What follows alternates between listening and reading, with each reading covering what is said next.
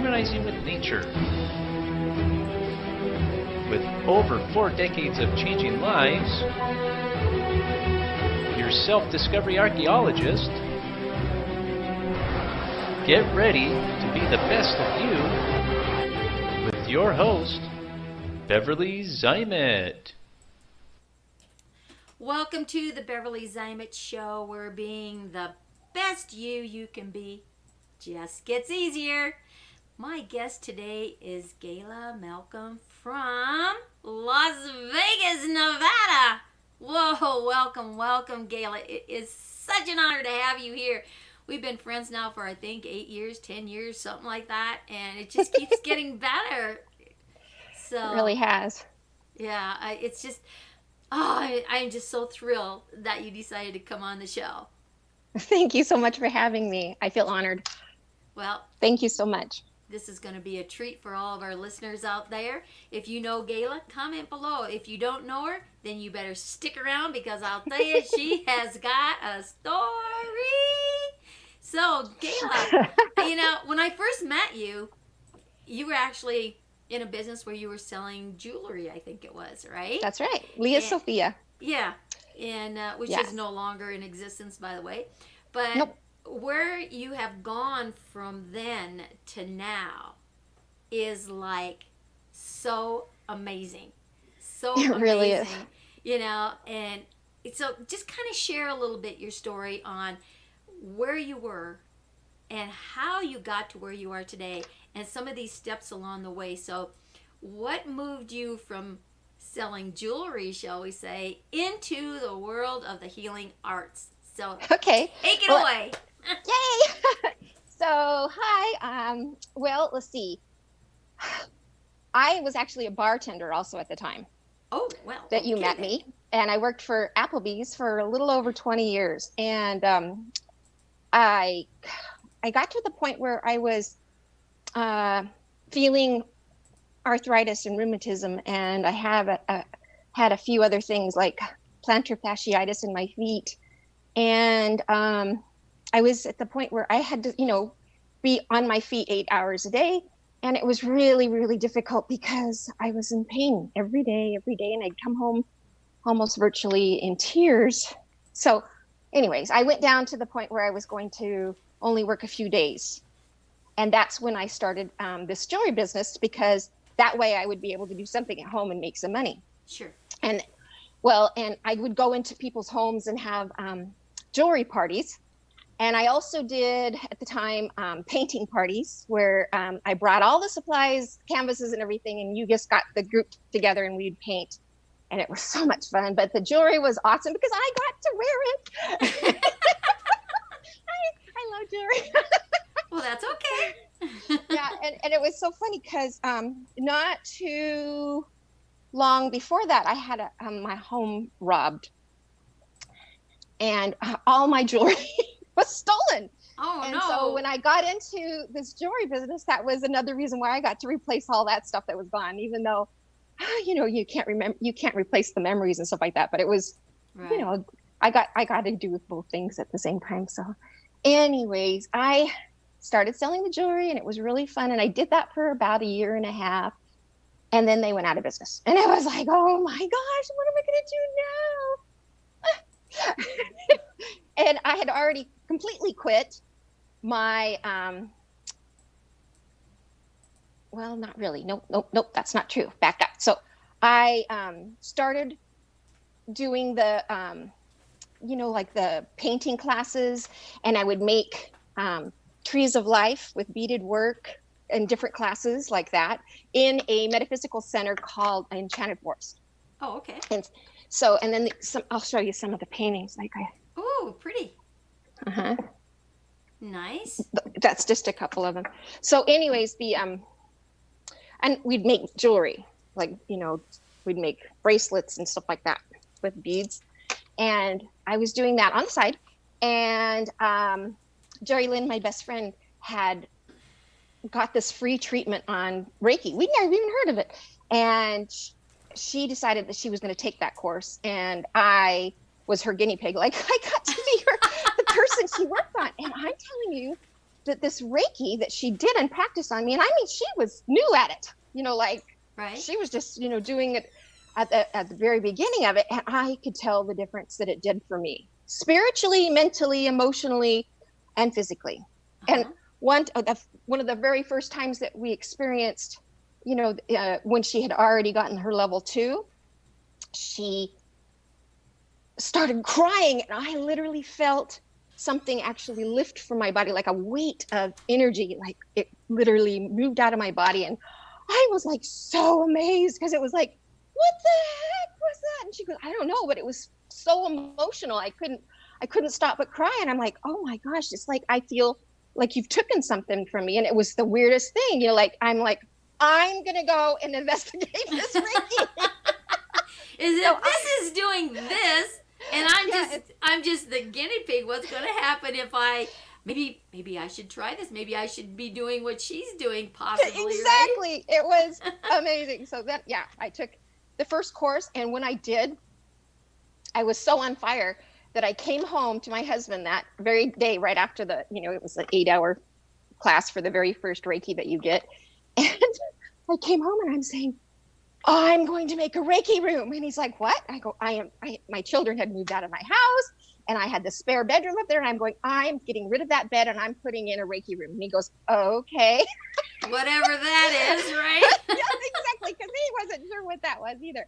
And I just went hog wild. I went to almost all these little tiny stores, and, and I bought the, massage bed and all this other stuff. And so then I have this Reiki room in my house, and I was practicing on my friends and family. And I went ahead and took my second level as soon as I possibly could.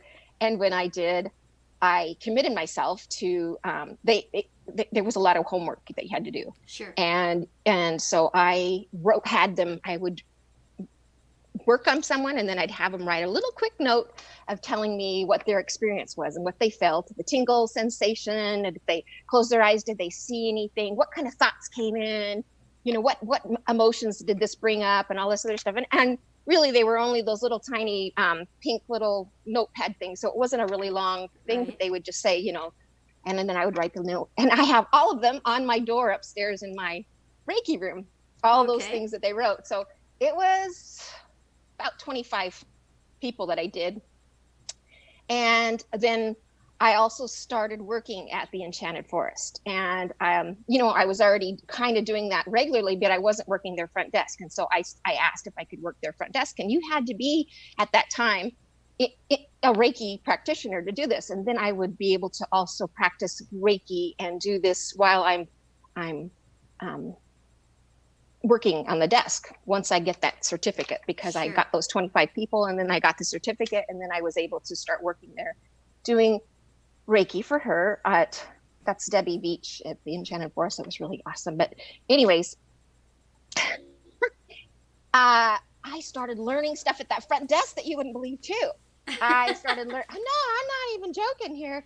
But the stones in the shop, there's a little metaphysical shop there and stuff like that. And the stones and the people that worked there had so much knowledge about what stones and what things mattered, to make a difference in the energy world, Right. like rose quartz and hematite and selenite and all this stuff. So I was like a sponge of learning, like what they could do for you, this crystal. Right. Energy healing stuff. And so I started incorporating that in my sessions. And then there's so many sages and smudges and oils and essential oils and all this other stuff.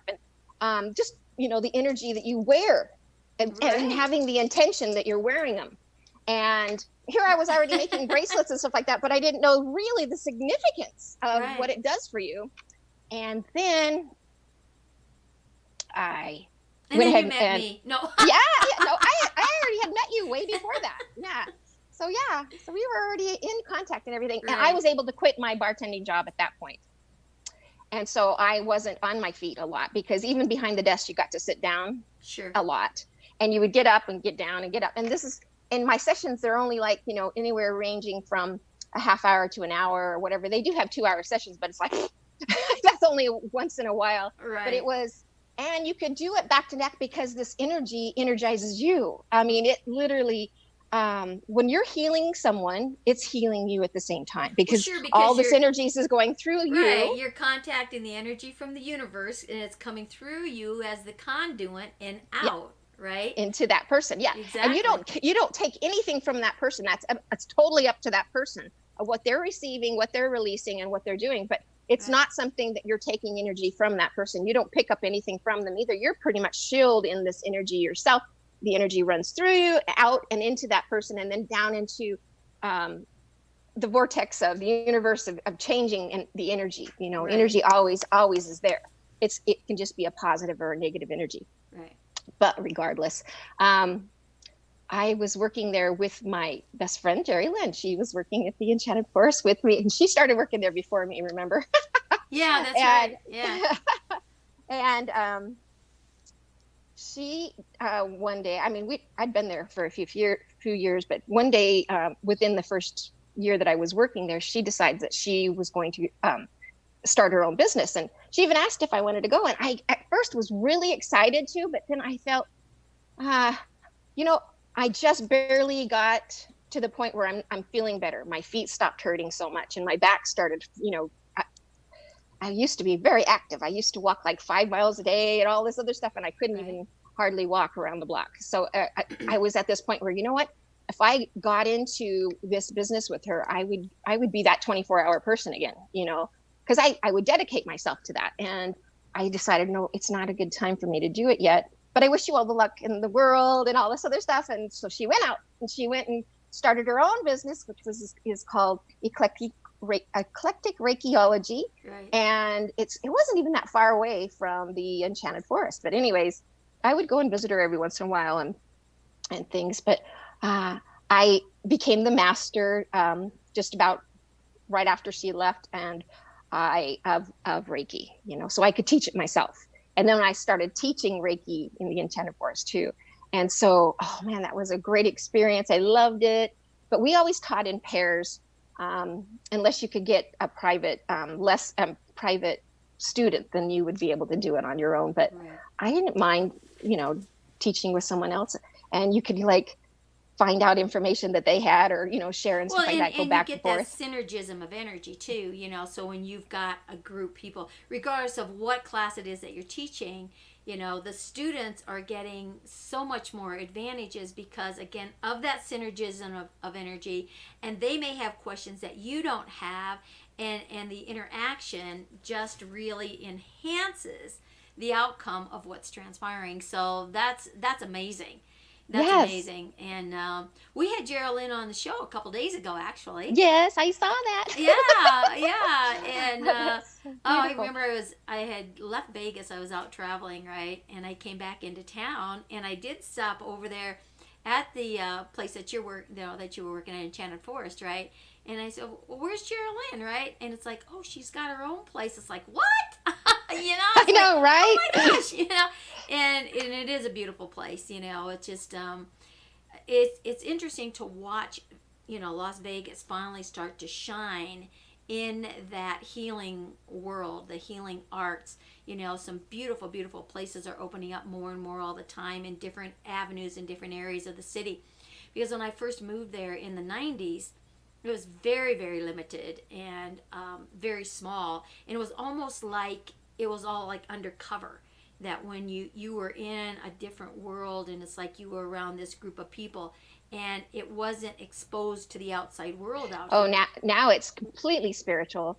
Yeah. And yes, it's incredible. In fact, when I finally made that decision to go over to Eclectic Reikiology, when I finally made that decision, she'd already been there a year, but I moved over there, and now I'm actually able to, I have opportunity to teach more there, have a lot more. I have a room basically that I've just, I got to furnish and decorate, and it was a lot of fun. And then I just feel like the energy and the people that we get that come in our place is so amazing. But I digress, because I wanted to tell you that at one point when I was working at Applebee's, I was on 7 different medications, and they were still offering more for me. Wow. Like every time that I'd come up with a new symptom or something like that, they would be offering me something else and something else. And I got to that point after I got that master in Reiki and started teaching it, I was able to just start not taking any medication, and I'm not on any medication.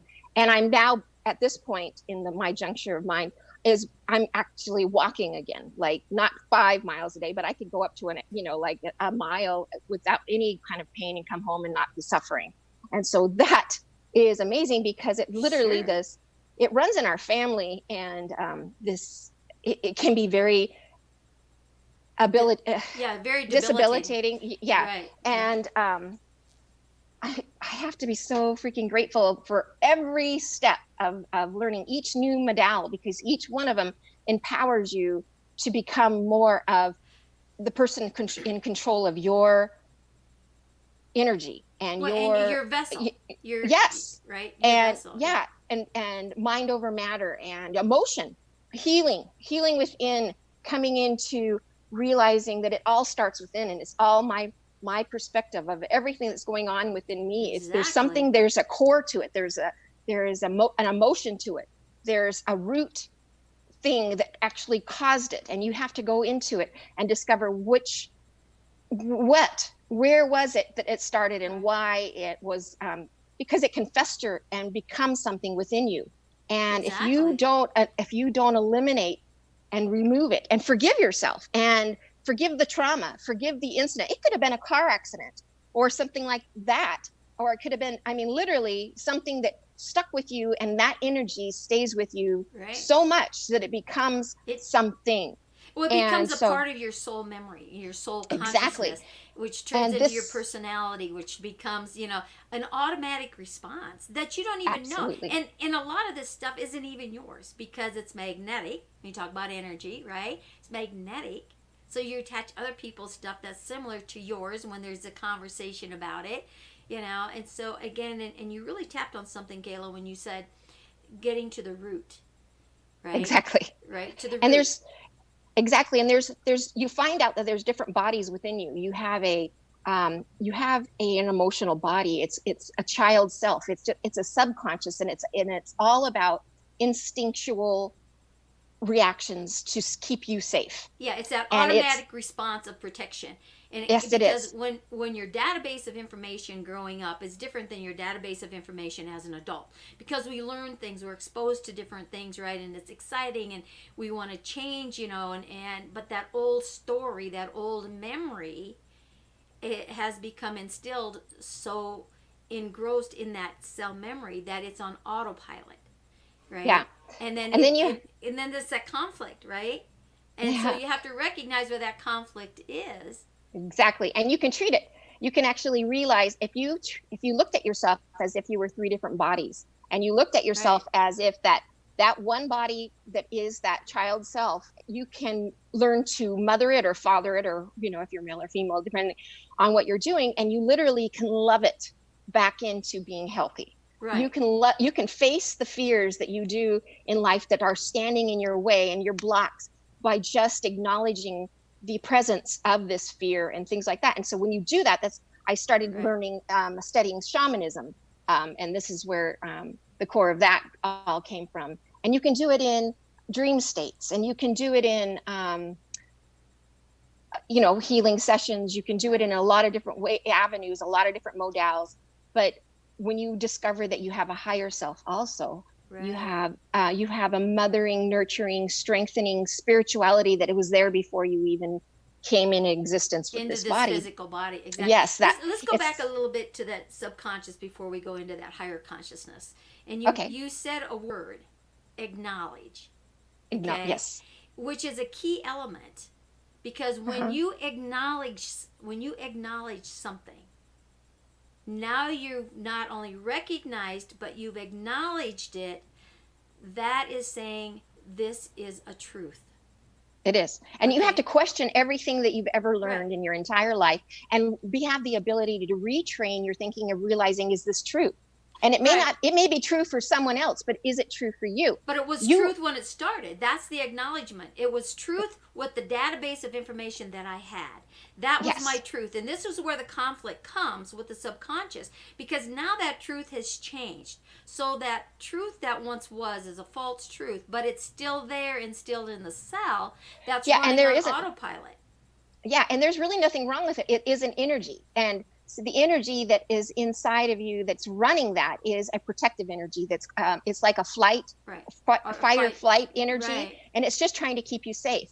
And it's constantly doing this, and it has a guard up, like, and so it's blocking anything else coming at it because it's already overstressed. And so when you can acknowledge and be aware, you shine light on it basically, and you become aware of what it is, all of a sudden the fear of it goes away. Right. And the change and the can change happen. of the energy comes because Right. once you start, and that's why I'm telling you that you can start loving it. Right. You can start saying, okay, you're there because you're trying to show me something. You're trying to make me aware that this has happened and I need to deal with it because I put it off way too long. I need to address it. And then when you do that, and it's like raising that child, you have to do it in a love. Yeah, that subconscious, that is that child, that inner child of who you are. And now it's like you have to treat it that way. It's almost as though when you're feeding it something different, you can say, "Hey, remember when we had this candy bar and it was really, really good, right?" And it's like, "Yeah, well, now we keep eating this candy bar because it was always good, and so it's familiar, right? And it just repeats." Now it's like, "Okay, I have a better candy bar. You do?" Yeah, and this is what it is, which is your new belief, your new database of information. But once you acknowledge that this was where it was and it was really tasting good all the time because it protected you, it's like, let's throw that one away and let's go to this new candy bar because this is even better. And that's how you shift the subconscious out of its old database into the new database. Well, and it has and to it's start also with a acknowledging. victimhood. Gosh, yeah. Literally, we stay in that victimhood all the time, and we thrive on any energy like a child will. Any attention is better than no attention at all. That's right. Even if they had to be punished, because if you were not paying any attention to them, they would go to extremes to get you to pay attention to them. That's exactly right. And so this is the same thing that this energy inside you is doing. It's throwing that tantrum.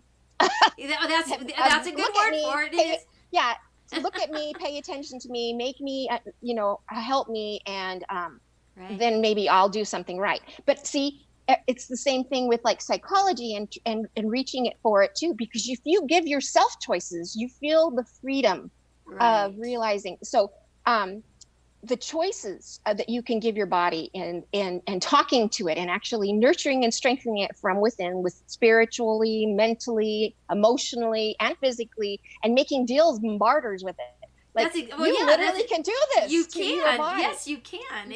But you got to listen.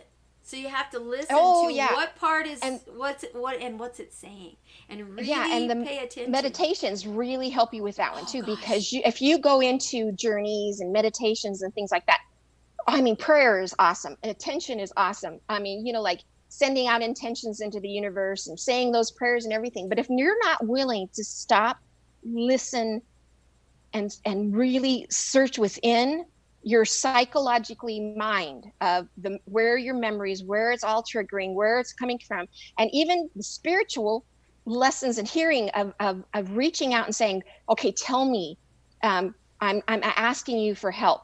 And when you do, you go into that meditation or that journey and you get answers. And sometimes you don't even have to go and experience the thing that happened anymore. All you're doing is healing within.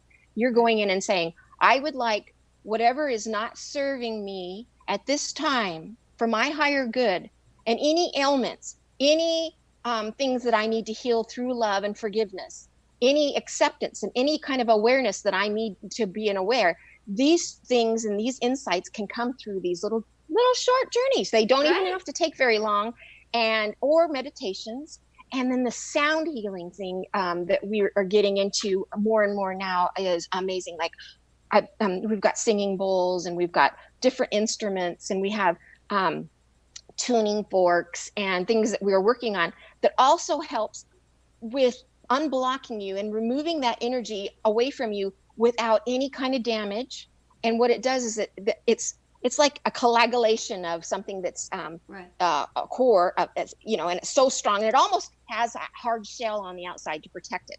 And these sound waves that happen through these drummings, these tuning forks, the tinctures, the whole 9 yards of anything that has that high vibrational hertz will come in and literally start cracking the shells open. And sometimes you have to do it in layers, just like you would an onion or something like that. And you break away, and all of a sudden the flow of energy is going back through you and working through you and blasting out. And you didn't even have to know exactly what where it started, because all you're doing is sending in that intention of literally releasing any energy that's not serving you.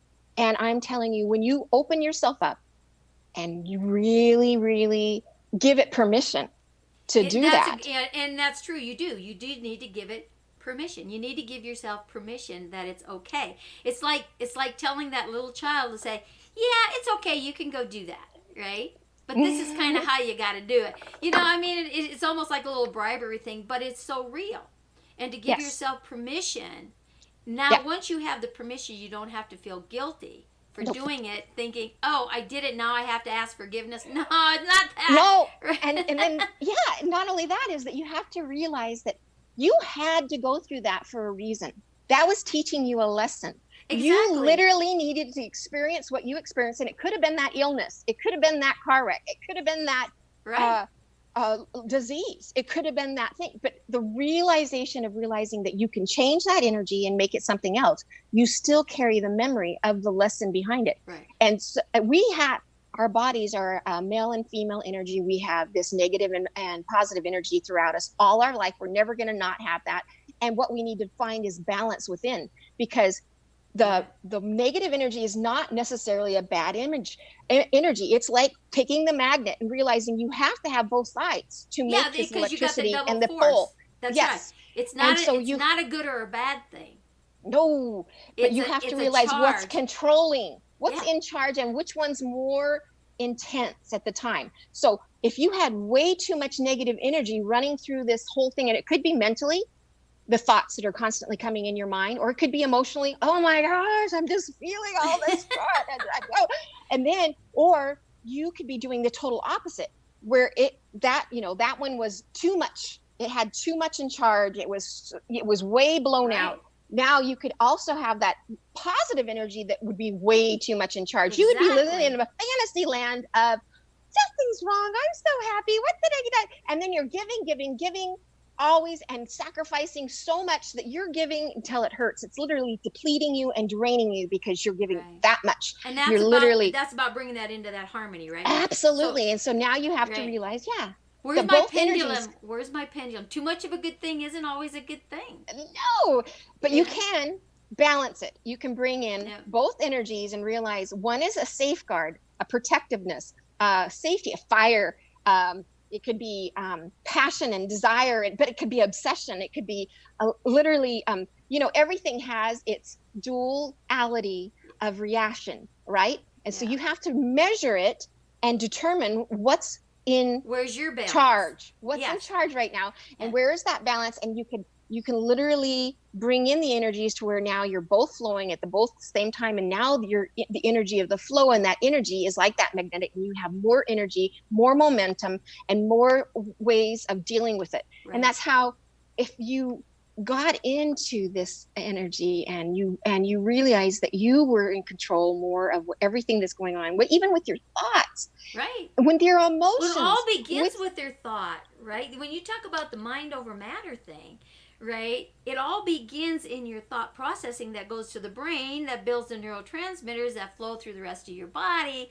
It always comes down from that higher consciousness all the way through.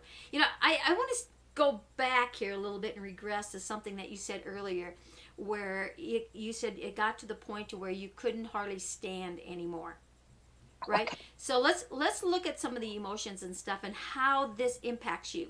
So with the feet hurting, this oh my gosh, standing, it's just literally to the point where I'm telling you, I was in so much pain that just getting up and getting in the car, going to the grocery store and I'm walking around the grocery store and coming home, again, I would be so. And how many times?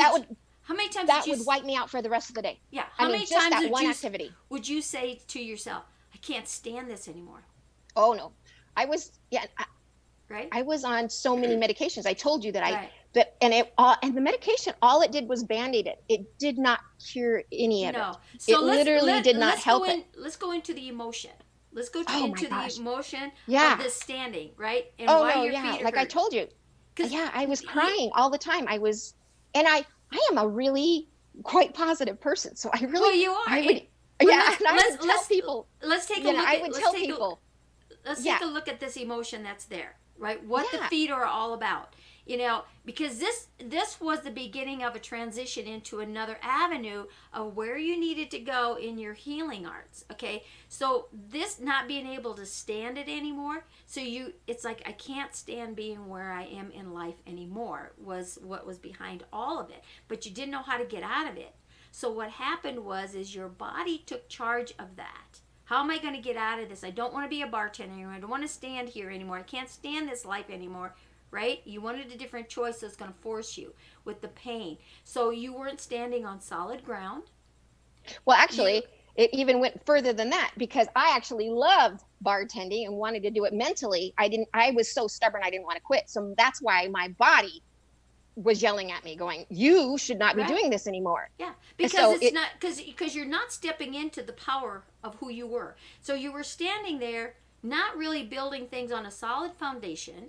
You were sidestepping, you were backstepping because you didn't want to step forward into the power where you needed to go. So again, and it will put you down. It will, you don't have to go to that degree, but sometimes we're hard-headed and whatever, right? That we have to be put down, and universe will find that because your purpose here, you were getting so far removed from what your purpose was that universe said, okay, we need to give her a wake-up call. And then when things started happening and I started shifting that energy, doors opened tremendously about pushing me in a direction of this way, to the point where it was almost on a path of, how you say, a path of least resistance. You just go where the energy flows, that kind of a thing. Where I'm telling you, the people I met, the things that happened to me, and the things that are possibilities that opened into and the models that came in, the energies and the things that you could learn to do it naturally and overcome, and then become the example for others to realize that they don't have to stand in that energy anymore either. And there's that word again, stand. You don't have to stand in that energy anymore. So where are you standing in your life, becoming that better you, right? To become that better you. Where are you standing and staying stuck? Where are you shifting and not really on solid foundation in living your dream and your destiny and your path and your purpose, right? Exactly. Are you sidestepping around it? Are you going backwards? Are you afraid to move into the changes because of the fears, right? Or you get so comfortable you don't realize that there can be a different avenue. Well, because it's predictable. That comfort is predictable. Right. Yeah, and some people will stay in that same energy because that's the only thing they know, and they're too afraid to walk outside. There's a story of some Native American some kind of a Native American story or whatever, that they were people living in this cave, and inside this cave there were these drawings on the cave walls, and the drawings were of everything outside. But these people, all they did was have a firelight, and they stared at these walls and they go, oh my God, I wish I could go out into the outside and wishing. But there was this big fear that there the cave door was, but they never went to it. They wouldn't even look outside of it because they were told that it was so different out there. And the air was even different and all this other stuff. Well, it scared them because they thought, well, I don't know, because they could see on the walls that there were animals attacking things and stuff like that. Literally. And so they would stay there for their entire life and never experience what could be outside the door. And so that was a Native American story. I can't remember it word for word, but it was amazing because that's exactly what we do to ourselves. Is we don't have any clue. It's a self-made prison, right? Yes, we don't have any clue of what box we put ourselves in. And sometimes it's the dogma of the religions or the teachings of our parents, or even the schooling that we've received throughout our life, because there was nothing wrong with it. It was just something that was traditional, that everybody did, that everybody, acknowledged. But the fact of the matter is that if they were able to open up a new chapter of a whole nother book, Right. of learning a different culture, what experience they would bring into their life, traveling and seeing the different cultures of different people and their ways of life. And you realize that a lot of them have the same intention, Right. same love for their creator, and same wanting to learn, wanting to experience, wanting to express, wanting to do these things, and wanting to heal, and wanting to learn to open up and love and trust and things like that. That you would see that they almost had the exact same beliefs of everybody else, Right. only they called it a different thing. Well, they did it in a different manner. They dressed a different way and used different tools. Right. I mean, like, but the outcome throughout- was the same. Well, you started my talking gosh. about sound. You started talking about sound and the shamanism and stuff like Oh, that, yes. history of sound, right? And it's always been, sound has always been there. Oh, yeah. Right? Great healer. So when so much. when you look at that, and each one of the organs in your body resonate at a different vibration of a different sound. Exactly. Okay? So, when you tap on a tree, it's a different sound. When you listen to the winds move through the grass or through the trees, it's a different sound, but it's a healing effect, right? Yeah, they've even actually, they have a tool that actually they can listen to the sound of a tree, that it's a vibration all on its own. Right. And they swear that it's like a heartbeat, but they even have done it to plants. Different plants have different energies, different frequencies, and different vibrations. I was studying some shamanism just recently with a gentleman, Michael Rojas, and I did 3 different levels of shamanism with him, and we were making like homemade rattles. I made a homemade drum. I actually made it. Nice. This is elk. That's the outside of it. And then I just got done making my own striker. And those 2 things have energy in themselves also. With the energy, like the striker, this is the male energy, and the drum itself is the feminine energy. And it's the when you combine both of them with the energies of the male and the female energies, now they make a whole new sound. Right. Than and when again, you had it's it the originally. intention that you put into that drum. Oh my gosh! And everybody's drum has a different tone. It sure does. And even right? every different striker that you use with it will make a new sound, different kind of string. And when we did the drum, we did it with an intention of what we wanted to do, what this drum was going to do for you. And we did it with the striker, the drum mallet. We did it with the gourds in there. Right. There's stones inside there, and whether you chose, I chose obsidian, smoky quartz, different kinds of things. One of them it was intentionally made for protection and bringing out any kind of elements that are, and releasing anything that is as unblocking you. And the other one is all about healing, and it has the adventuring and all these different kinds of things. And also, it's just everything that you're putting in it. Every stone that you put in it and everything had the intention of why you were doing it and what you did it for. And intention is key in every modality and every thing that you're doing with your body. Every action and activity that you take should be taken with an intention, whether it's a conscious intention or an unconscious intention. It's there. Yeah, right? Even when you're doing the meditations with the singing bowls, and you're laying down there and you're supposed to just be allowing yourself to literally be an open channel. You're surrendering to the energy. So you need to set yourself in with that intention, so that you can heal, that it will unblock anything that is not serving you, and releasing that energy. Because the more your intention goes to your mind, your mind and your intention will literally send it to the area that it needs it.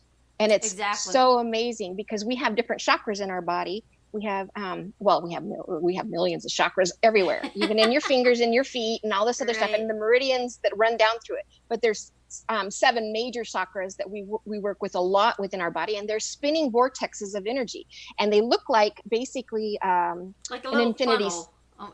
Infinity sign, because you have one side that's going literally out this side, and then you come back into it to where it's a little bit smaller, and then you have one side going out this way, and that's towards your back. So your front and your energy, and then it kind of goes into the divest of it. So it's naturally going in and out, like that kind of a thing. It's kind of like the medical staff You know, with the two Absolutely. snakes going around. With the snakes going around. Yes, So that's the Kundalini the energy. Kundalini. Yes. I was just going to say that, right? So that's your masculine, feminine. You know, again, Yes. so when you look at that, because we do live in this duality world on this planet. Mm-hmm. You know, there's two sides of the fence. Which side are you on? The whole idea is to discover and experience each side of the fence, but always remember to come back to the center where the harmony is. And you don't have to bring the garbage with you. You bring the wisdom with you. The lesson. Exactly. Yeah. And you can release. So learning to release energies, like, okay, for example, this is a really, let's say you're driving and somebody cuts you off. And like literally you had to slam on the zone brakes, and now all of a sudden your heart's racing. You're going, oh my gosh, I almost was in an accident.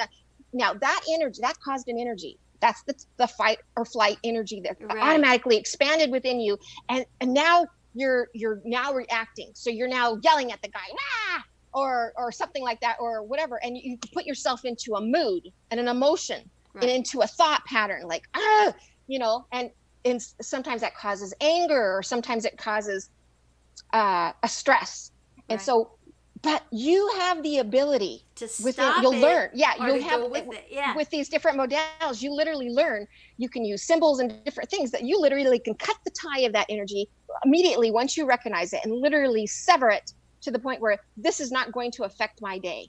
Right. This was a lesson that I need to pay attention more. Maybe I was driving too fast. Maybe I was doing something rude, something, you know, like my mind wasn't on driving. Maybe I wasn't paying attention, and therefore it could have been worse going down, you know, the further on the road. On. Yes. And so then you find that energy, and then you literally say, okay, I'm aware of it, and thank you for that lesson, but I'm now going to cut the tie of that energy and release it and let it go, so that it doesn't affect me throughout the day. Because you could have went to your office and told somebody just cut me off, and and it caused you to have this mood throughout the entire day. And then that energy creates more energy of the same, right? Because it's literally like a magnet of energy that comes at you, and all of a sudden some other person comes into your office and they start yelling at you for something, and you're like, why is this happening to me today? But you didn't realize that you carried that energy, and you literally stayed in that energy, and it was causing a vortex of this energy to come at you throughout the day. Somebody else to come doing. I want to share something with you that happened to me back in the early 90s. I had my own automotive business, and I had a big truck with a big box on it, right? And I sold to detail shops, so I had chemicals and everything inside, right? And I mean, we're talking a big truck. It was probably like a 20-foot bed, you know. And I'm driving down the 95, and I'm cruising 65, 70, right? And all of a sudden, this car pulls right in front of me, and instead of keeping on going, kind of like slams on its brakes, right? Well, here I am. I slam on my brakes, but you don't stop a truck as fast as you do a car, especially when it's got a load on, right? And I could hear everything in the back end moving on the shelves, you know, and stuff falling and whatever. You talk about that anger. It's like, oh my God, I was like ready to run this car over, you know. That was the instant response. And then I noticed their license plate. It said Psalm 25. I'm thinking, what the hell is Psalm 25? But I could not get that out of my head. It's still in this memory. This is back in the early 90s, probably 91, 92, something like that, right? And it's like, with my religion background, you know, I know it is in the Bible, right? And it's like, I didn't even have a Bible. I didn't own one. And I'm like, who do I know that's got one out here, right? So I called my friend Darlene, right? And I said, I think you have your grandma's Bible, right? She goes, yeah, I do. Why? I said, look up Psalm 25 and read it to me, right? And there was a message in there for me. To this day, I don't now remember the message, but I remember getting that message as what Psalm 25 was all about. When she read it to me, it's like, oh my God. It was what I needed. But if they hadn't slammed on their brakes, I would have never saw that. Right? Yeah. You and know? Sometimes we have to look for that lesson. We have to look for things that happen to us sometimes that are quite going, why is this happening to me? Right. It's inside aware. There's a lesson inside of that. And sometimes we learn our most huge lessons in life is through the most traumatic things that happen to us. Right. the most difficult thing that really you start realizing your own character. You start understanding yourself so much better of realizing how you react to certain situations really are what makes you the very core person that you are. Right, exactly. Yeah, and the universe is going to put out things for you. It really listens to you. Like Yes, one time, does. yeah, one time we were talking about our front yard. We had a tree and the roots were so weird outside of it that you couldn't even use hardly a lawnmower with it. You had to use the little weed eater kind of thing to get rid of it, because right. because and the tree was falling over, so we had to have it tied to a spick pulling over, and then it caused so much damage with all the stuff that was coming from it. It was a mesquite tree, like in our car, in the filter systems and all the stuff, because our car would be parked under it, and I was like crazy. So one day I literally was supposed to be on a flight going to say goodbye, a last goodbye to my father, and he when I talked to him, he didn't remember who I was on the phone, and I decided, honey, I'm not going to go. I don't want to see him in this way. If I was going to go, if he knew who I was, he just doesn't even know. He doesn't even recognize me. I would rather spend the money when it actually has to be with the cost of getting his body back into Las Vegas, because he had the plot and everything that he bought here. And so we waited. And so that very day that I was supposed to be on that plane, and my car would have been in, my husband would have took me to the airport and said, I told my boss the very next, that very day, that I could come into work if they needed me, call me. And sure enough, she calls me. So I get in my car. I get in the car and I drive down the road, and not even 5-10 minutes into the journey to the work, there was a really bad windstorm that day, and the tree fell over and landed right where my car would have been, roots and all. Right. And it landed on my husband's vehicle, but it scratched it up, not really damaging the outside, to the point where you couldn't still drive it. But it was so bad that when we turned it into insurance, they literally totaled it for us because they couldn't fix it what it was worth. And so they gave us this money, and then because the tree fell over, roots and all, literally the whole yard and all this stuff literally came up, and we had to redo the front yard. Right. And remember I was telling you about it. We were complaining about it a lot. And because that truck, we still drive that truck, because that truck wasn't damaged to the point where you couldn't drive it. It was just you couldn't fix the scratches and all this other stuff for it and things like that. And we used that money to fix the front yard, and we actually put another, whole nother driveway along with it, and kind of put a deserty kind of landscape, and there's no trees causing anything that big thing. But I really felt like that was a gift from the universe, hearing us about how we didn't get to do that because we didn't have the time or the money or the expense to do it, and we kept on putting it off. And that was the universe going, I'm tired of listening to you. I'm going to do something Let me just uproot everything for you, and you have no excuse not to do it.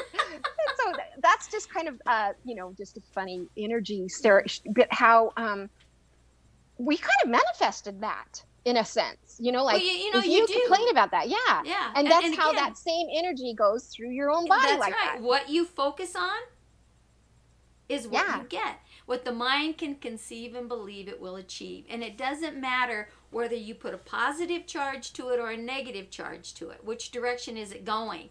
And you can use that negative charge to really push you to that ultimate outcome of your dream or your goal, whatever, right? Because let's take fear. Fear is it has a negative charge to it, right? And love has a positive charge to it, right? So this is your duality base, she always say, right? So let's just say now you have this fear. You look at what's going on in the world today. A lot of people have fear with that. And now it's reached the point that it's almost a fear of how do we go back out there in that so-called real world and exist again, right? So now we have a dual fear, being cooped up, being free again, right, back and forth. So again, it's looking at the assets of who you are and where you're going in life and what it is that you're seeking to have. So rather than taking that fear and driving you down into deeper isolation or depression. You take that fear and say, you know what? I'm getting resourceful. I am doing what I want to do. I'm creating my own business now. I've had this 6 weeks or whatever to really think about advancing. And so, but I'm kind of afraid to do it and step out. How do I do this? But you take that courage, you put that fear underneath that courage and let it drive you to the outcome of where your destiny is going to go. So yeah. It kind of goes back to the female energy is your negative charge side. The masculine is the right side, which is a positive charge. That doesn't mean that women are bad and men are good. It means that these are the charges of the force. So when the old saying comes out, again, you listen to quotes and things, you know, behind every successful man lies a successful woman, a loving woman, or a powerful woman, right? A supportive woman or something. Yeah, but exactly. No, it's the same thing with. So it's that charge, right? Yeah, it's the same thing with. I mean, I have a very supportive husband. I mean, just basically lets me do, and supports me and is honoring me in whatever direction I wanted to go throughout this whole thing. And it's the same thing. We both have. All of us, every single one of us have both the energies, the male and the female energies. That's right. And it's how you balance that. Yeah. And that's just how, like, even friendship works. Is sometimes I'm going to be needing somebody's support on getting over this or help with this or help with that. Right. And then there's going to be the flip of the coin where I'm going to be there for them when they need it. And sometimes it's going to be on the same day. It can be in the same moment. You're running to them, get assistance, and they're running to you. And it's like, okay, who's going first, right? Let's flip the coin. I've been there before, you know, and it's like, okay, let's just flip this coin, right? You'll have my undivided attention, and then you give the other one the courtesy of having the undivided attention. Because again, you need to be fully there for that other person, regardless of what the situation is. Be 100% present when you're in a healing modality, when you're in an assistance, when you are in that giving, right? Is to be there 100%. And it's beautiful to have that support in a partner. And again, it's because they're allowing you, they are giving you due respect and saying, okay, I honor you for the person that you are, and I will support you in whatever direction you want to go. And that's kind of the connection that Bill and I had together was, okay, I don't believe in what you do because it doesn't fit into my belief system because I don't understand it. But I know that's your passion. I will stand behind you in it 100%. Now, he would tease me about it, you know, and when I was doing the essential oils, he'd call, your voodoo creations and stuff like that. But you know what? He used them and they worked. You know, so it wasn't like he was putting me down for it because he knew it was a passion. And he respected that. So when you respect yourself, others will respect you. When you take yourself serious, other people will take you serious, regardless of whatever it is that you're doing in life, where your direction is. And the healing of the self impacts your bloodline because it shifts your genetics. I'm going to tell you this little story. And this has been like 4 or 5 generations deep, right? So one day, the husband said, why do you cut this piece of the ham off and this piece of the ham off before you stick it in the pan? Oh, well, I don't know, as my mom did it. Okay, so you followed that tradition, right? Thinking that, well, I don't know why. Maybe it makes the ham cook better or whatever, right? So this is what they did. So she started thinking about it, and she said, I'm going to ask my mom. So she asked Mom. So, Mom, why do you cut the tips of the ham off before you stick it in the pan and put it in the oven? I don't know. It's just what my mom did, right? It's like, Grandma's still alive. I'm going to go ask Grandma why she did this, right? So she goes and she says, Grandma, why do you cut the tips off of the ham before you put it in the oven? Well, that's what my mom did. Well, now great-grandma's not here. And so it's like, do you remember when you were a kid and Mom would do that? Why did your mother cut the tips off the ham? And so she had to think for a minute. So the grandma's thinking like, let me go back and look in my childhood, because as much as I can remember, Mom always did that. Oh my gosh, she used the same pan every time. and the ham was too big, so she cut the ends off so it would fit in the pan. There we Right? go. Right? How many things do we grow up with thinking are that there patterns. was a reason, that it was so removed from our thought pattern, we just automatically responded to it. But if something's, it didn't fit all in the pan. time, yeah. Right? So it's That's like, so oh true. my gosh, you start thinking about, some of your old beliefs and where they come from and why they're Exactly. there. Is it just because it didn't fit the pan? Right. And you were right as far as we are allowed to heal through these different modalities that we learn. We'll learn that you can heal things from the past, things that have happened before, like way down in generational, because there is no time and dispensation of healing. And once you heal you heal that line that happened oh my behind gosh, you, and then it also heals in what's front coming of you. in front of you. And linear. And it doesn't have to be anything necessarily physically. You can actually heal emotionally also, and you can heal mentally also, and you can heal spiritually also. But you don't ever even have to claim diseases anymore, because you can heal that within you, that bloodline that is coming through you, and you literally can stop it and recreate it. The buck stops here with you. And what I have discovered over the 40 years that I've been doing this is that someone in the family line, in the lineage, has chosen to be the healer of that bloodline. And how interesting it's been watching things happening. And I've got 10 siblings. Okay? And I was the only one that was like kind of weird outside the box, Now my older sister, she kind of touched in different things, but she only went like this far, right? So she understood it, so her and I could kind of talk these things, and she didn't look at me like deer in the headlight, right? But the more work that I did on myself in the healing processes that I went through, the emotional things and releasing, all of a sudden my siblings started responding differently. It wasn't like this, it's like, get away, don't talk to me about that kind of stuff, right? All of a sudden they were coming and asking me different questions. So that healing process was moving lineagely wise, right? And then one day my mom and I were talking, and this is when I was starting to do deep possessions and a lot of the psychic healing work and stuff that I was doing. And I was back in Iowa, and I was talking to my mom about this because she had gone through a stroke, and there was some things that she was doing, to try to get her physical muscles and stuff working. I guess, and Mom, we need to use your mind. This is what we need to do. We need to reprogram this, right? And so I would take her these little meditations while she was doing her exercise, and she started seeing a shift really fast. Oh, right? Yeah. And again, my religious background was Catholic. I spent 12 years in a parochial school, and we lived very close to West Bend, where there's this massive grotto that's a full city block, 3 stories high. And you'll love this. It's all made out of stones from all over the world. And Father Doverstein, who started this, was on his deathbed. He was a very young priest, and he said, if you spare my life, I will build this grotto in the honor of Jesus, your son, right? So it depicts the life of Christ. But the beauty in the energies that are in it is mind-boggling. It should be one of the 8th wonders of the world. It's unbelievable. So being a kid and growing up and running around inside this grotto, you talk about being energized and supercharged. But I had uncles that lived on either side of the grotto, and one who actually worked there cutting stones.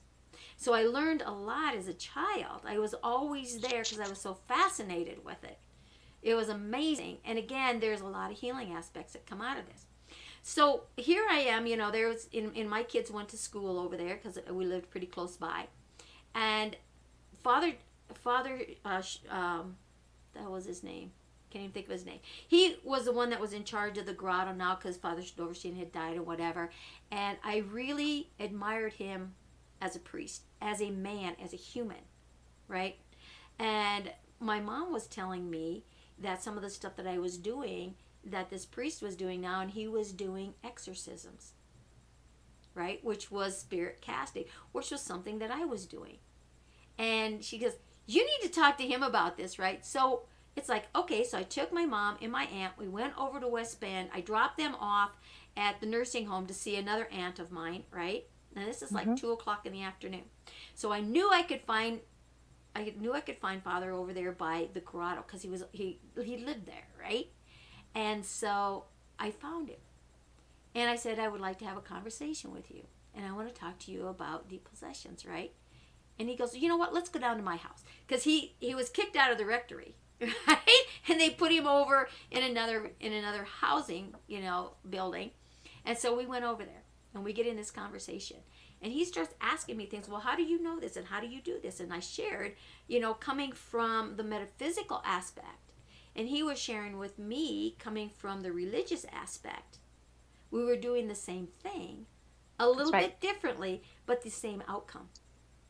Yep. And it was really fascinating. There's more than one way to get there. And it was because I respected and honored him for who he was, right? And he did the same with me. He knew my story, right? I had gotten a divorce. I had left the church, right? And so we talked a lot of different things. I mean, we were going into so many energy healings. I mean, oh my gosh, it was unbelievable where we went with this conversation, right? And now it's like 7:30 at night, and it's like, I got to go pick up my mom and aunt because the nursing home is closing, and they're probably wondering where I was. But back then, there were no cell phones, okay? And so it's like, it was just hard to get away, right? And if I hadn't left then, I'd probably still be sitting there talking with him. This was a long time ago. This was in the 80s. And so it was just an amazing conversation. And he asked, he said, now I'm going to play the role of my priesthood. And I said, okay. And he wanted to give me a blessing, and he invited me to come back into the church, right?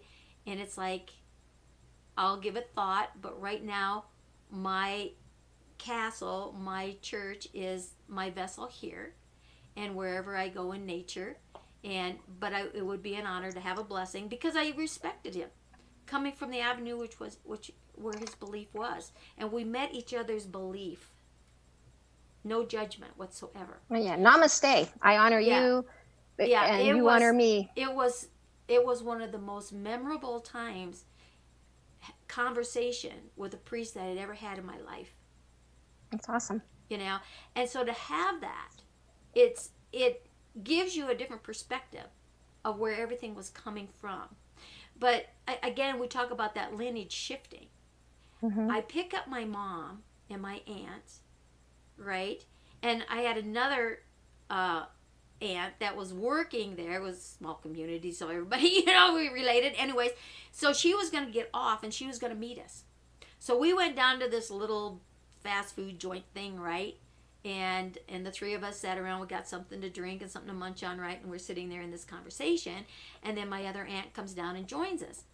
And so we're starting to talk about the things that I do and the energy and the psychic work. And you know what? It was so amazing to listen to my aunts. Now these are women who were in their 60s at this time and in their 50s. Asking me and sharing with me some of the psychic things that happened to them as a child and young adult, and things that happened through life that they could never converse about. And it all just opened up right there on the table. They were asking we all questions. Have it in us, every one of us. And and it was one of those hush-hush things because it was considered something you don't talk about, taboo. Something, exactly. So for them to be able to have that expression, and just in this conversation, was like so amazing. My mom was very open that way too. Yeah. So the cleaning up that you do of that bloodline, whatever it is that you do, it really impacts that ripple effect. Forwards, backwards, and lineage. And you know what else is really cool, Gayla? Is like, so here you are, you get married, or you birth a child from another bloodline, okay? Uh-huh. Well, what you do is going to impact your child, but it has a backlash to the father, to the gene pool of the child and his lineage. Did you follow what I said? You're saying that your energy is going to affect their energy, that's on that other side of the family too? Because of what I've done with changing my genealogy sideways and backwards. Mm-hmm. So when I give birth to a child, that child's going to be impacted by the changes that I made, right? And it's going to affect that other person's family also. Because exactly. The bloodline, so now it jumps. So can you imagine that forward movement is more intense than the lineage sideways and the backwards, because it starts jumping. That's because it's, in fact, all of us have a network of energies that you don't really realize how even just becoming a friend with someone can affect that energy throughout them. So it's literally to the point where my memories and my dreams and the things that happen to me can affect and evolve energy that's happening to the next door neighbor, to or someone the friend, on the other side of the planet, because we're all one. Very connected. You look at the things that are happening right here today. This is a global event that's taking place, which is really uniting. And you look at the internet, and how people are uniting. I mean, I talk with people on this show from all over the world. I've had Australia, I've had the UK, I've had Africa and different parts of that country. I've had Canada, I've had Montana, I've had Nebraska. Right? I know we're definitely a smaller world than we ever have been in our life. And so when everything goes in instantaneously, it does, and we are all one with the universe. Yeah, and the universe is one. And sometimes dreams can be sent from a spiritual aspect, and that one person that's over here can dream the exact same dream that this person that they don't know that person dreamt the same thing, and they both create the same thing from the dream of inspiration. Right. And literally they thought they were the only one in the world with that, and that other person thought that's the very same thing, but they were both creating the same thing. And that's how our network in our spiritualism and the things that we're tied to, which is like in inventors, that spirit world, right? You have this creation, it's in your mind, your thought, because thought patterns go out, thoughts go out, it's a vibration, and someone else, if they pick up on that thought, right, and it's like, oh, boom, inspiration, right? And so if you are looking to create something, then you better take the action to do it, because if you don't, someone's going to jump on it and they're going to beat you to the punch. No, and not only that is that you have to learn that you are responsible for everything that comes into your awareness. This is the Huna in Hawaii. I'm on the second level, that they really make you with the assumptions and things like that you make you realize that everything that you see, you take on a judgment from, you take on an opinion, you take on something, and that's when you start having to question it. Where did this judgment come from? Where did this thought come from? Where did this part? But not only that, is let's say someone walked into my office and wanted an energy healing session or a card reading or something like that. That automatically, in this awareness of them coming to me with their problem, with their situation, now I own that energy. I own this because it's come into my awareness. And now I have to heal whatever's inside me and what I feel about it and how I see it and what my perspective of it is. And once I heal it within, I'm not really literally asking them to heal whatever they're going through. I'm healing whatever I think about it. And when I do that and heal it within, now I will be able to converse with them with an energy of compassion, with understanding, and with wisdom, because I'm now releasing the energy into the universe and actually asking it for me. In what way can I heal this within me and reflect it for them to be able to help heal them? So like Ho'oponopono is this big, huge thing of forgiveness. Right. And it's what it is taking on everything that you see and you bring it into your heart and you ask it, I'm sorry. Please forgive me. Thank you for making me aware. And I'm going to send you love. Right. And it basically is, just those little wordings can literally send a united way of healing the world in its sense, because if you can heal it within, and it all starts with you and your perception and your mind game, your feeling of judgment, your emotion behind it, your whole sense of it. If you can heal it within you, like you've seen some kind of tragedy of somebody, like you actually, like talking about some kind of devastation, like someone was being beat up or something like that. and you literally stood there and didn't react, didn't do anything, and then you carried it with you, that image. Again, that is the energy you're taking with you. Even though it didn't happen to you, you just witnessed it. You literally need still to be able to heal that within you and how you felt about it, what the traumatic feelings behind it, the impression, the energy that is left with you. Once you heal that within and you take it in and you make it an awareness of, this is what's bothering me, this is the sight that I seen, this is the energy that I have with me. And once you heal it and you ask it, I needed to know this for a lesson, and recognize it, but then ask it to forgive itself, that it's okay, that you don't ever have to be perfect. In fact, you learn lessons through not being perfect. That's the whole thing, yes, right? And if that person doesn't have to be perfect.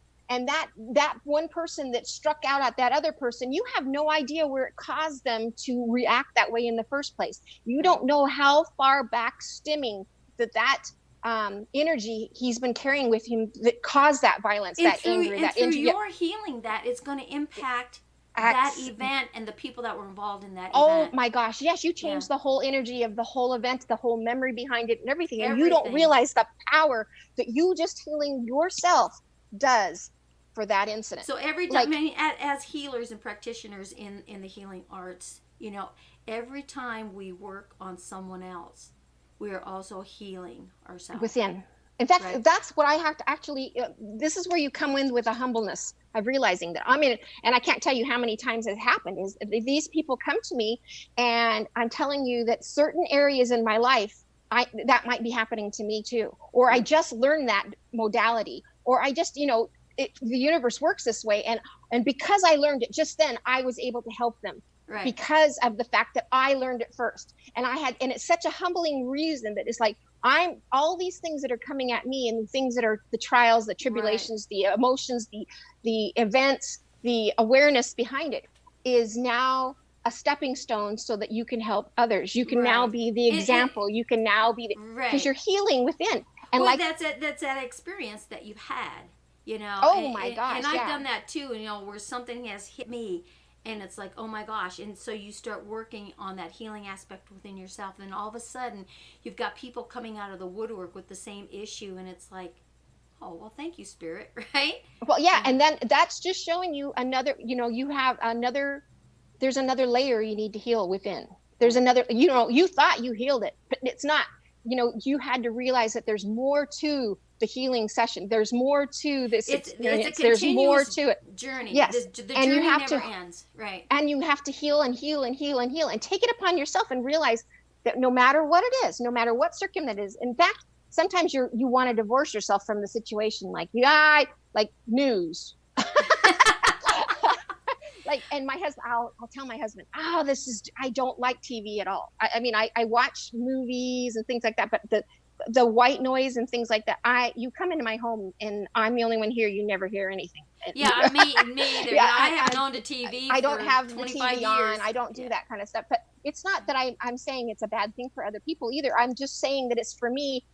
I love the serenity of nature and the sound of nature. I'll go out and just, yes, I love the quietness. And I hear, this is where my spiritualism comes in. I hear so much more crisper, cleaner without that white noise and things like that. Right. But not only that is that I don't even like reading really true factual stories or even witnessing things like that, because it brings it now into your focus. Right. When I can actually choose what I focus on, now, I'm not going to try to put my head in the sand like an ostrich and not know what the society is of that, because I do hear it from my husband, who watches the news on the basis and other ways. It comes to me when it's supposed to come to me with the acknowledgement of realizing the awareness. Caution now instead of fear. Yes, right. Yes, but I am not choosing to put myself into I don't watch scary movies and I don't watch, is because I try to focus and allow my mind to think as pure a lovingness, and I do like romance novels and things like that, because I love the romance. I love to see the first connection, the feeling behind it, and all these things, because it's a passion and it's something that I love and crave because of I love the goodness of it. I love to see that everything turns out good and everything else, because because what we choose to focus on is where our energy goes, is where our mind goes, is where that energy goes. And so I try to empower people to become their best ability of being able to choose Right. what they want to focus on, where they want it to be. Well, like this energy that was in me that I had to heal and become resistant of, knowing that I don't have to have those drugs to maintain, that I can maintain by choosing with different energies that I allow in. Like, so I only do certain physical things to a certain time now, when I know Right. that if I do any more, that would hurt me. But it's a choice, because I can do it longer. I would just be in pain after. Right. So it's a choice. But we do that with emotions too. When we start getting these thought patterns coming in that are depressive, or that are destructive, or criticizing, or things like that, you can choose to say, okay, thank you for that awareness. I appreciate that, but this is what I'm going to concentrate on now. And that is when you can turn on that loving music, hearing the vibrations of something that's going to raise the energy and remove the negativity of not necessarily, I'm telling you that they're not bad or good, but you can balance them out. You can bring out an energy of something that you like, that brings in some kind of movement, dance, feeling of happiness, right. Feeling of energy, and that's what it does. Is it literally removes that other vibration, which is a lower vibration, and brings it into a higher vibration, and literally turns into light. And well, lightness. The energy is so different. It takes a lot more energy and a lot harder work to stay in that lower negative. Oh yes, like a frown charge. actually takes more muscles than a smile. Exactly. So when you've got the feel good, emotions out there, it's uplifting and it's energizing, and it's not hard work to stay down. So yes, so Gayla, it's all a choice, and so you can empower yourself so much by just learning how to raise the energy when you need it. Right. That's right. To literally put yourself in a position where you can, and allowing yourself to choose where you want to be, how you want to control it, what you want to manifest, what you desire, where you want to put your energy, where you want your actions, where you want that energy. And when you empower yourself, you literally are now in control, where it gives you so much freedom. And so even tarot cards, like there was such a negative connotation behind it when I was being raised, that when I found and used them, and it was like a memory of something that I knew, that I just knew that these are the tools right. that I could use to bring in empowerment of understanding where my energy was at that very moment, where I am focusing on, where it's going to lead me to if I stay in that same pattern.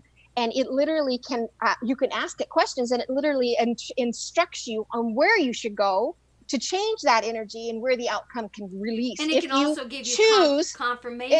Yes, it gives you confirmation. Yeah. And I do the tea reading leaves that show you a lot more about your future and where you're heading and what timing it can come into. I do runes, which are amazing with healing abilities, but not only that, they can also tell you in a route of a year span of what's coming at you, what energy, and to prepare you and to make you more aware of when the best timing it is to do. When we study astrology, that's what it does. And it shows you where the alignment is. Like right now we're in a Pluto retrograde, which is literally going to last until October. And we're talking about a retrograde that is going to be transformative, like literally moving us out of a cocoon state of being that caterpillar and turning into a butterfly of movement, of change, of literally transformation, and moving you in and making you aware that you are not going to, makes you where you were and where you're going to be and how you want to get there. It's going to be a fluctuation that everybody, and we've already seen how the last 2 months have affected us, that has changed us into that.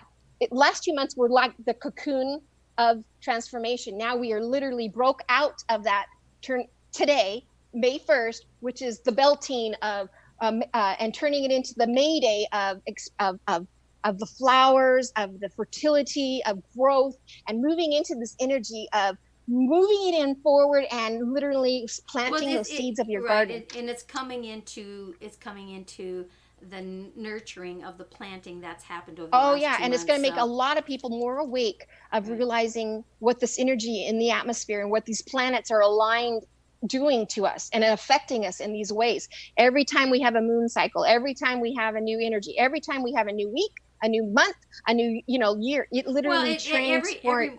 every moment And it's is a, almost like it was destined to happen, but it's how are we going to react to it? that's the That's key. not taking Right. our will. We get to Becoming choose how we react. how we respond, and that's part of that being Exactly. the best you. Gayla, we could talk like forever on this. I I'm mean, sorry. it's just no, don't use that word. It's just like it just goes on. We have definitely got to have you back on. Hey guys, comment down here. Wasn't she great? It's like, it's amazing. She's just a storehouse So full of energy and everything else. But we will definitely have you back on the show and talk more about some of these other modalities and things like that, because it's very inspirational. It's very guiding. And like I said, we can just keep on going and going and going. But Oh yeah, there's too much to talk about. There really is. There really is. But it has been such a pleasure and an honor. Oh, Now, if people honored. want to reach you, I know they can PM us down here or whatever, but if they have another way to reach out to you, do you have like a website that they could get on Yes, to? I Gayla K Malcolm.com is my website. And Okay. then I also can be reached through the eclectic Reikieology .com, and you can go to see some of the things that we offer there, but I offer quite a bit more than what's even on that website, because I have so many modalities that I'm in and can do with, even whether it's the energy readings that I can do, or the healing sessions that I can do, or the classes that I can teach you, or like so many more things. So if people want to reach out to you, right? Yes. And will you give them like a 10 or 15 minute consultation to see if it's going to be a match and see which modality is going to give them the outcome that they're seeking? Yeah, absolutely.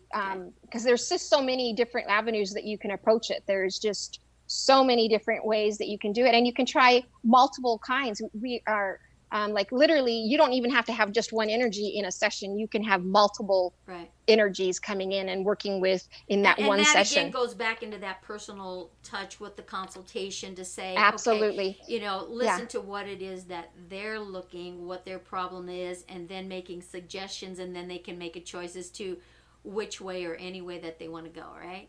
Yes, and you can you can reach out to us. Both of our website have our numbers on them, so that you can reach out for that. And I work with Jerry Lynn in the eclectic Reikieology now, and she has a little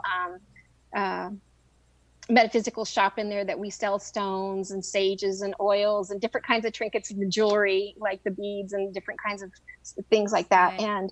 And we also do have meditations, singing bowl meditations. We have Reiki circles. We have all different kinds of different modalities. And we're gonna start turning this around, and because I've got plans for the two of you where we're gonna have these type of sessions in the virtual reality world, and that's another whole conversation. So we're gonna cut this off, because we've been, gosh, I think we're way over the hour by now, but it's great. It's been an awesome show. And I want to just thank you so much for being here and sharing your beautiful energy and your. Thank you for having me. You're just a great inspiration. So it's fun.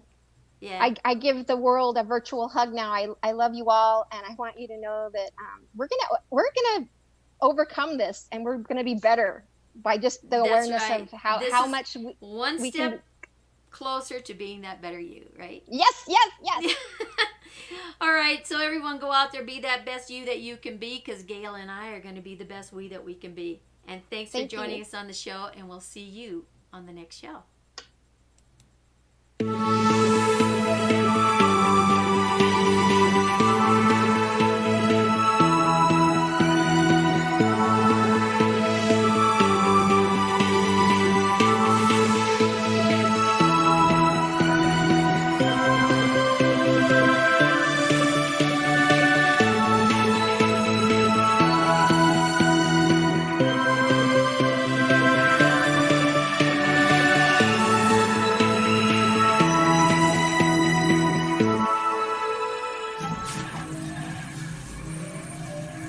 What?